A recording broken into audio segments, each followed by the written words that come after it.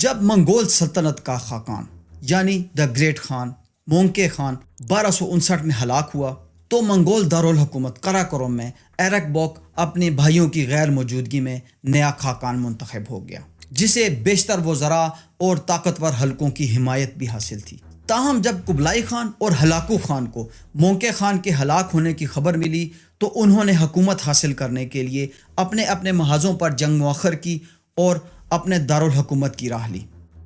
مئی 1260 میں قبلائی خان کو اس کے حامیوں نے ایرک بوک کے مقابلے میں اپنا نیا خاقان منتخب کر لیا، اور اس طرح منگول سلطنت میں مونکے خان کی ہلاکت کے بعد جانشینی کے معاملے میں حالات کافی کشیدہ ہوتے چلے گئے،